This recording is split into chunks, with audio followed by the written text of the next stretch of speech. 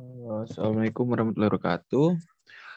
Perkenalkan kami dari Forum Group Discussion 5 dari MPKT 13 dengan dosen pengampu itu Prof. Riri Fitrisari.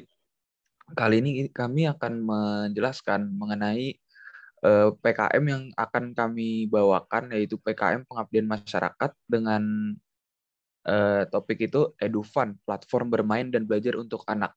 Mungkin selanjutnya mungkin bisa perkenalan diri dulu dari masing-masing tim FG5. Boleh di next?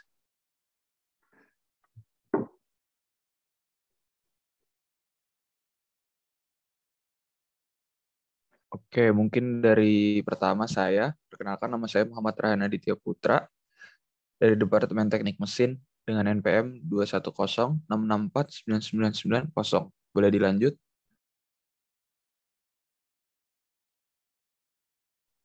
Perkenalkan, nama saya Muhammad Askali Firmawan dengan NPM 21066510093. Perkenalkan, nama saya Arvin Karim Fadur Rahman dengan NPM 21067328440. Perkenalkan, nama saya Galih Hendra Bagaskara dengan NPM 21066526012 dari Departemen Teknik Mesin. Perkenalkan, nama saya Muhammad Adriel Jusisio dengan NPM 21067281156 dari Teknik Mesin. Perkenalkan, nama saya Arlington Perlindungan Perjuangan dengan NPM 21067329973 dari Departemen Teknik Mesin. Dan terakhir, saya Maximilian Aryo Purwacaraka, NPM 21067329922 dari Teknik Mesin. Baik, mungkin itu untuk tim kami. Boleh dilanjut ke slide selanjutnya. Nah, jadi yang pertama tuh apa sih yang melatar belakangi kita mengambil topik ini? Jadi pada COVID ini membuat kegiatan pembelajaran mengajar di Indonesia jadi sangat terbatas. Dengan ditiadakannya pembelajaran tatap muka dan diberlakukannya secara daring menyebabkan berkurangnya minat belajar siswa. Oleh karena itu, kami berkeinginan untuk membuat suatu platform yang bertujuan menyajikan metode pembelajaran daring yang inovatif dan interaktif, sehingga membuat siswa merasa terlibat dalam kegiatan belajar. Nah, bisa dilihat juga dari diagram-diagram ini, bisa dilihat bahwa yang menjadi halangan itu dari daring itu biasanya gara-gara sinyal, kuota, dan bimbingan dari guru. Maka dari itu kita memilih topik ini, sehingga bisa membantu pembelajaran ke depannya. Berikutnya, mungkin perkenalan dulu dari website kami. Ada beberapa fitur-fiturnya. Yang pertama itu mudah digunakan. Website kami mudah diakses dan digunakan oleh siapapun. Yang kedua, dapat digunakan kapanpun dan dimanapun. Website kami dapat digunakan di kapanpun dan dimanapun. Kemudian fitur yang menarik, website kami juga memuat berbagai game interaktif yang menarik minat anak-anak. Dan yang terakhir, untuk masa depan, mari membuat anak-anak belajar dengan menyenangkan untuk masa depannya. Nah, berikutnya ada tujuan dari platform kami. Yang pertama, menyiapkan sebuah wadah digital sebagai media pembelajaran untuk anak usia dini yang asyik dan menyenangkan, sehingga tidak mudah bosan. Yang kedua, meningkatkan efektivitas dalam belajar. Dan yang ketiga, membantu orang tua dalam membimbing anaknya di usia dini. Berikut merupakan calon pengguna website kami. Pertama, yang bakal menggunakan website kami yaitu siswa sekolah yang mengalami kesulitan mengikuti pembelajaran sekolah, terutama belajar online. Karena mungkin untuk belajar online, siswa akan lebih sulit untuk menerima materi dibandingkan belajar offline. Lalu kedua, yaitu anak-anak yang mengalami masalah dalam mengikuti cara pembelajaran yang konvensional. Misalnya mereka cepat bosan saat mendengar materi dari guru, dan sebagainya. Lalu ketiga adalah orang yang ingin menimba ilmu dengan cara yang fun, yang menyenangkan dan seru.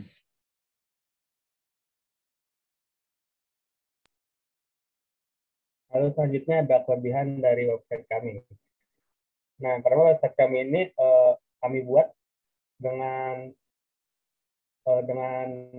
sangat mudah supaya bisa dapat digunakan oleh berbagai kalangan. Terus terlebih lagi website kami juga dibuat dengan secara gratis sehingga tidak mempersulit para pengguna. Dan selanjutnya adalah metode pelaksanaan untuk membuat website-nya. Pertama adalah membuat website-nya, lalu yang kedua adalah mengetes website-nya, dan yang ketiga adalah memasarkan website-nya. Ya, berikutnya kita ada proses pembuatan website ini. Jadi pertama dimulai dari brainstorming, di mana kita satu kelompok tuh dari masalah-masalah yang ada dalam kehidupan kita sehari-hari, itu kita pikirkan sebuah masalah yang dapat kita selesaikan, dan termuncullah ide ini, EduFund. Berikutnya kita mulai menentukan platform, dan kita memilih website yang basisnya website agar ini bisa diakses oleh semua platform dari Android, Windows maupun iOS.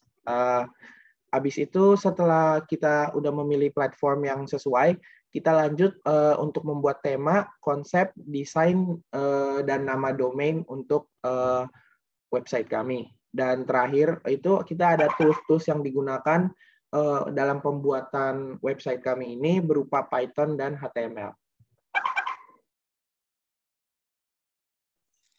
Baik, selanjutnya ada pengetesan atau uji coba sebuah website. Yang pertama dengan unit testing, di mana pengetesan dilakukan untuk mengecek trial and error sebuah website seperti mendeteksi bug ataupun website sudah berjalan dengan baik. Lalu yang kedua dengan stress testing, yaitu salah satu jenis pengujian yang digunakan untuk menguji stabilitas dan keandalan sistem. Pengujian ini untuk menentukan ketahanan sistem dan penanganan kesalahan dalam kondisi beban yang sangat berat. Lalu yang ketiga ada integration testing, yaitu pengetesan pada saat keseluruhan website telah diintegrasikan menjadi satu. Lalu testing yang terakhir yaitu acceptance testing, yaitu pengetesan penggunaan website oleh klien ataupun end user untuk melihat apakah mereka puas dengan sistem yang telah kita buat. Boleh dilanjut. Oke, selanjutnya ada memasarkan website. Yang pertama itu menggunakan kata kunci yang memiliki nilai pencarian. Nilai pencarian itu sendiri kita bisa mencari di ads.google.com dengan contoh misalnya kali ini misalnya di website kami yaitu EduFund. Kata kuncinya bisa dicari dengan cara memasuki ke ads.google.com yang nantinya akan keluar media belajar anak yang menyenangkan. Oke, selanjutnya itu memperbaiki isi konten dan website. Mungkin emang untuk pertama kali website tidak akan sempurna dan seiring berjalannya waktu akan kami improve selalu untuk mendapatkan market yang lebih luas. Selanjutnya ada backlink. Backlink sendiri itu bisa mempromosikan website kami dengan reputasi yang baik yang asalnya itu dari Google. Langkah promosi juga ini gratis dan juga bisa dimasukkan ke situs-situs yang mungkin lebih sudah terkenal gitu seperti di media berita ataupun yang lainnya. Selanjutnya dimasukkan ke Google Ads. Google Ads itu sendiri merupakan advertisement yang disediakan oleh Google namun berbayar. Mungkin ini untuk tahap selanjutnya setelah menggunakan backlink. Dan yang terakhir itu menggunakan jasa promosi dan konsultasi. Mungkin jasa promosi sendiri bisa dengan bisnis yang kita tidak memiliki waktu untuk mengurusi websitenya dan juga untuk konsultasi sendiri apa saja improvement yang bisa ditingkatkan demi mendapat market yang lebih luas. Boleh selanjutnya. Mungkin ini untuk mock up website yang akan kami buat. Contohnya seperti ini tampilan awalnya. Ada pencarian, nama siswa, profil, kelas, materi, dan tontonannya. Mungkin riwayat pembelajaran juga. Oke, next.